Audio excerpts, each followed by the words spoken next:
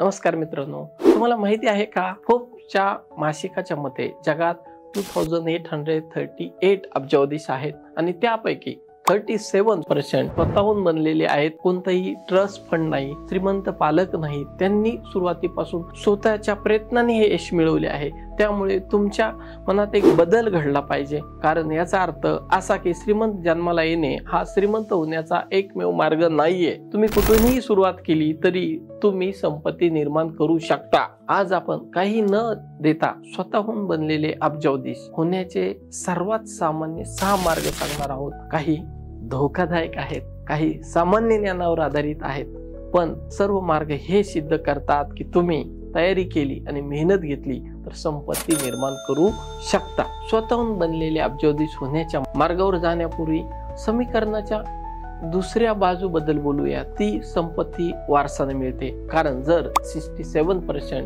अब्जावधीश स्वतःहून बनलेले असतील तर याचा अर्थ असा की 33% लोक यांच्या नशिबात जन्माला आले होते.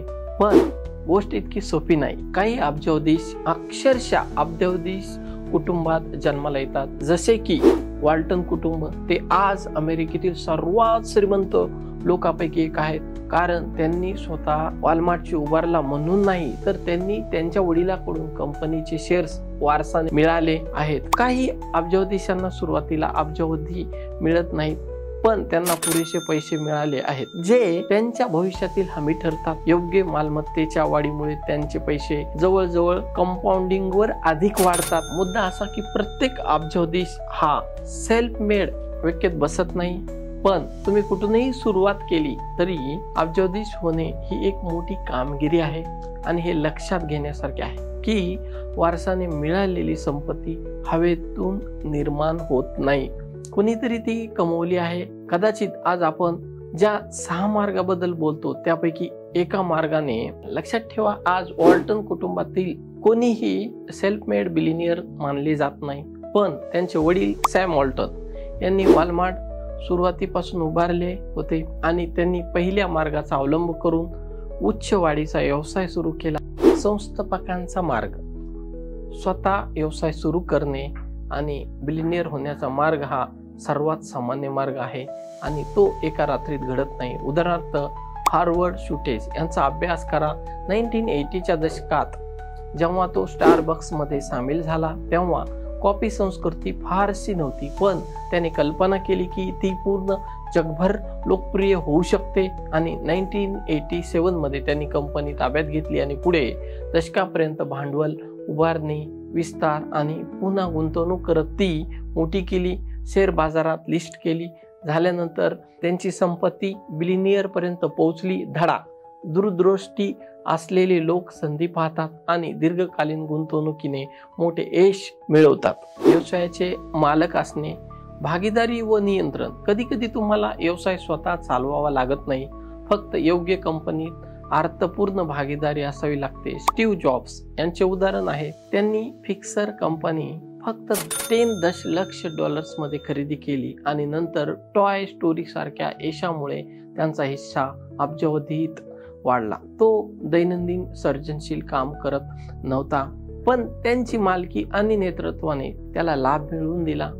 नवीन तंत्रज्ञानात लवकर गुंतवणूक करणे. इतिहासात सर्वात मोठे भाग्य नेहमी नवीन तंत्रज्ञानाच्या आघाडीवर असलेल्या लोकांकडून आले आहे. औद्योगिक क्रांतीत स्टील आणि तेल, संगणक युगात सॉफ्टवेअर आणि आज AI, आज अवकाश तंत्रज्ञान. Jeff Bezos, mark Zuckerberg, Elon Musk यांनी अशा संधीचा फायदा घेतला. धडा, लोक ज्या गोष्टी समजत नाहीत त्या क्षेत्रात मूल्य निर्माण करण्याची क्षमता असते. प्रसिद्धीचा उपयोग करून संपत्ती निर्माण करणे. प्रसिद्धी स्वतः संपत्ती निर्माण करत नाही, पण तिचा उपयोग करून तुम्ही व्यवसाय आणि गुंतवणूक वाढवू शकता. मायकेल जॉर्डन नायके सोबत, रिहाना फेटी ब्युटी सोबत, कॅन्वे वेस्टा एजी सोबत यशस्वी झाले.